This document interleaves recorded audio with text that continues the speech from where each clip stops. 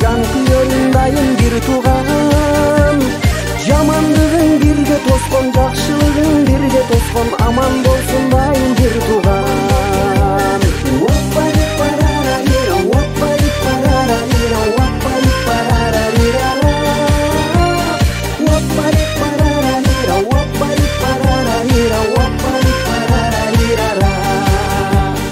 Жүрөк ооруп махабаттан дартка кабылса, абалыңды түшүнгөн дагы бир тууган.